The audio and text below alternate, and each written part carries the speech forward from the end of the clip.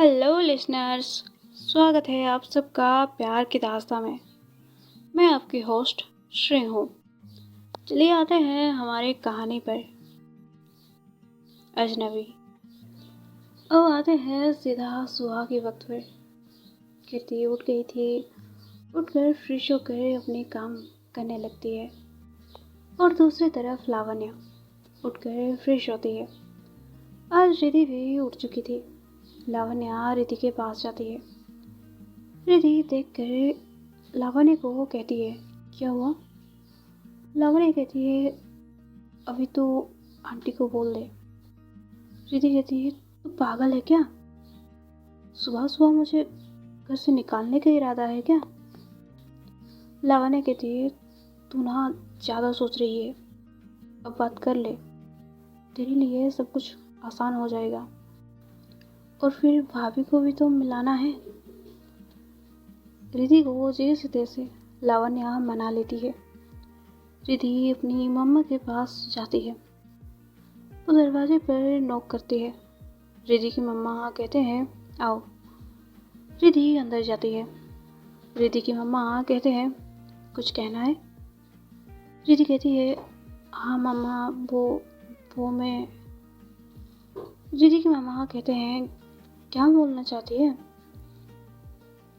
ये कि इस घर पर तो अब बहू लेके आने वाली है ना? रिधि बस उसकी मम्मा की तरफ देखने लगती है। मम्मा, इस बात से आपको कुछ प्रॉब्लम नहीं है? रिधि की मम्मा कहते हैं, नहीं, मुझे कुछ प्रॉब्लम नहीं है। इनफैक्ट ये चीज़ मुझे पहले से पता है। रिधि कहती है, पर मम्मा कैसे? लावण्य को तो कल पता चला, वो तो नहीं बोल सकती। रिधि की मम्मा कहते हैं, बेटा, मैं ना तेरी माँ हूँ। तेरे बारे में मुझे सब कुछ पता है। देख, मैं तुम्हें एक्सेप्ट कर रही हूँ, पर दुनिया के आगे तुझे लड़ना पड़ेगा। हाँ, कुछ पल के लिए लगा ये सब गलत है, पर प्यार तो सोच कर नहीं की जाती ना। वो एक एहसास है, और ये प्यार कब किसी को किसके साथ हो जाएगा ये हमें भी पता नहीं होता। वो तो दिल का मामला है ना। इसमें मैं तुझे क्या ही कह सकती हूँ। वैसे मुझे इंतज़ार था, तो कब आके मुझे बोलेगी। रिधि की आंखों में आंसू थे। रिधि जाके अपनी मम्मा को हक कर लेती है। रिधि कहती है, thank you mamma, I love you. सच में आप बहुत अच्छे हो। रिधि की मम्मा कहते हैं, अच्छा, लव यू टू। और मेरी बहू को कब बुलाने वाली है? उसी वक्त लावण्य आती है। आंटी। रिधि अपनी मम्मा से अलग होती है। उसके बाद वो दरवाजे की ओर देखती है। लावण्य के साथ कोई और भी था।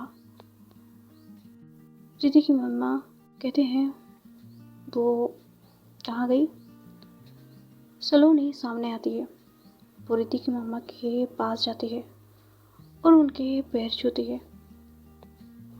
रिधि की मम्मा कहते हैं, बेटा, ये नहीं बोल पाई, आखिर तुम तो आकर बता देती। सलोनी चुपचाप खड़ी थी। उसके बाद रिधि की मम्मा रिधि की कान पकड़ती है। इतनी अच्छी लड़की को पटा के रखी है, कभी कभार घर भी ले आती।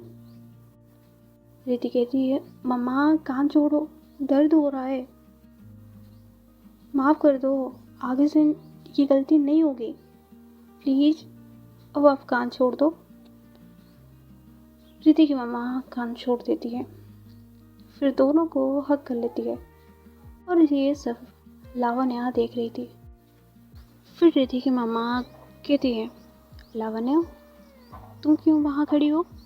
इधर आओ। लावण्य भी जाती है। अब सबके फेस पर स्माइल थी। अब आते हैं दूसरी तरफ। कीर्ति अपने काम करने के बाद कॉलेज के लिए रेडी हो गई थी। फिर वो अपने फ़ोन को देखती है।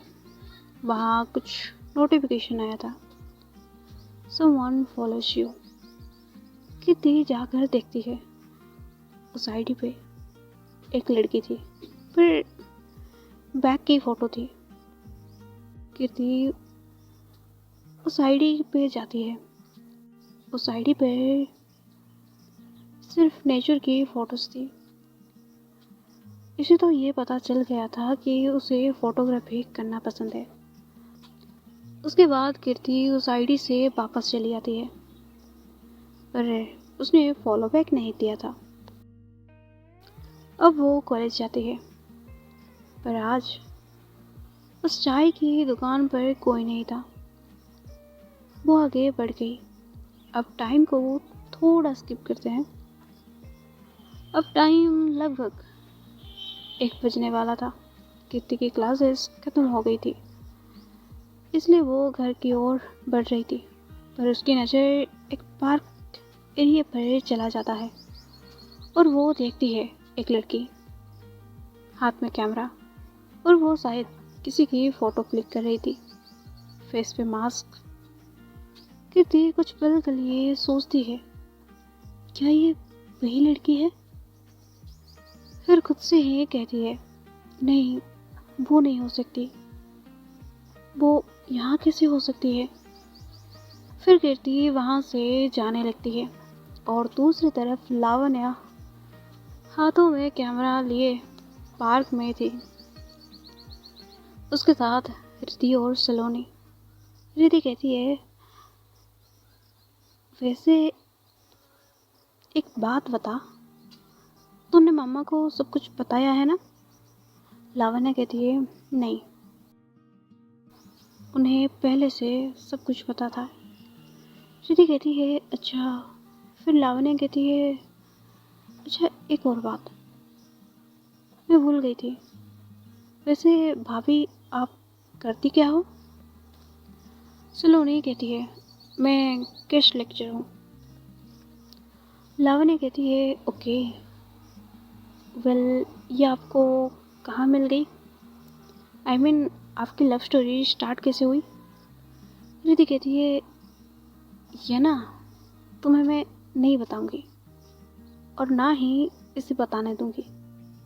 लावण्या कहती है, वाह यार, तू तो दोस्ती को दुश्मनी ज़्यादा निभा रही है। रिद्धि कहती है, ना ना ना, मैं और दुश्मनी ये हो नहीं सकता, और वैसे भी समय आने पर तुझे बता दूंगी। सलोनी कहती है, लावण्या, तुमने किसी को ढूंढा या नहीं? लावण्या कहती है, क्या भाभी, आप भी? वैसे अगर आपकी नज़र में कोई है तो बताओ। सलोनी कहती है, नहीं, वैसे तो कोई नहीं है, अगर तुम कह रही हो तो मैं ढूंढूंगी। लावण्या कहती है, जी। उसके बाद ये सब हंसने लगते हैं। दूसरी तरफ कीर्ति घर पर पहुंच गई थी। आज भी वो बैठकर कुछ लिख रही थी। आज भी उसने पोस्ट कर दिया। कुछ अजीब सा एहसास है, माधव। नजरें सिर्फ उसे ही ढूंढ रही है, जबकि मैं उसे जानती भी नहीं। उसके बाद वो अपनी फ़ोन को साइड में रखकर बालकनी की तरफ चली जाती है। शाम हो गई थी, इसलिए कुछ लोग अपने काम ख़त्म करके अपने अपने घर जा रहे थे। ज़्यादा शोर नहीं था, पर गाड़ियों की हॉर्न की आवाज़ सुनाई दे रही थी। कुछ पल के लिए वो वहीं खड़ी रही, फिर वहाँ से अपनी मम्मी के पास जाती है। उसकी मम्मी कुकिंग कर रही थी। कीर्ति को देखकर कहती है, कीर्ति, कुछ चाहिए बेटा? कीर्ति कहती है, नहीं माँ, कुछ नहीं चाहिए, मैं तो बस आपकी हेल्प करने के लिए आई थी। उसी वक्त दरवाजे पर कोई नॉक करता है। कीर्ति की मम्मी कहती है, कीर्ति, जाके देखो कौन आया है। कीर्ति जाती है दरवाज़ा खोलने के लिए। एक औरत आई थी। कीर्ति कहती है अंदर आइए। वो औरत अंदर जाकर सोफा पर बैठ जाती है। उसके बाद वो औरत कहती है बेटी तुम्हारी मम्मी को बुलाओ। कीर्ति अपनी मम्मी को बुलाती है, फिर अपने कमरे में चली जाती है। वो औरत कहती है बेटी जवान हो गई है, शादी करवा दो।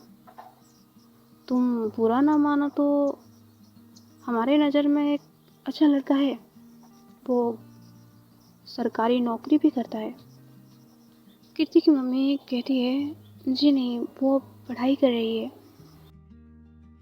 फिर भी आप अगर कह रही हैं तो बुलाइए उस लड़के को, अगर पसंद आया तो आगे देखेंगे। वो औरत कहती है जी ज़रूर, हम बात करके आपको बताएंगे। वो औरत वहाँ से जाने के बाद कीर्ति नीचे आती है। कीर्ति ने ये सारी बातें सुन ली थी। कीर्ति कहती है माँ मुझे अभी शादी नहीं करनी है, मुझे अब पढ़ना है। कीर्ति की मम्मी कहती है अभी मैंने फिक्स नहीं किया है, तुम टेंशन क्यों ले रही हो? वैसे भी वो लड़का बस आकर देख कर जाएगा, अगर पसंद आ गई तो बाद में सोचेंगे। और एक चीज़, मैं तुम्हारी शादी अभी पक्की नहीं कर रही। कीर्ति की आंखों में आंसू थे। आंसू की एक बूंद सिरकते हुए गाल तक आ जाती है। उसके बाद वो अपने कमरे में चली जाती है, आंखों में आंसू लिए। वो अपनी डायरी में कुछ लिखती है, फिर बेड पर लेट जाती है। आंखों में आंसू अब भी थे और वो रोते हुए सो गई। अब दूसरी तरफ लावण्या रिधि दोनों घर पर आ गए थे। सलोनी अपने फ्लैट में चली गई थी क्योंकि कल से फिर से कॉलेज आने वाली थी। वो 2 दिन के लिए लीव पर थी। लावण्या खाना खाने के बाद मोबाइल में कुछ देख रही थी। उसके सामने कीर्ति की पोस्ट आ गई। वो लाइक कर देती है। पता नहीं क्यों उसने उस आईडी पे जाकर मैसेज किया हाय आर यू ओके। फिर वो कुछ लिखती है, फिर डिलीट कर देती है। वो मन ही मन में सोच रही थी अगर वो गलत मतलब निकाली तो मैसेज डिलीट कर दूं क्या। फिर उसने खुद से कहा नहीं, रहने देती हूँ। अब उसकी मर्जी है रिप्लाई देगी या फिर नहीं।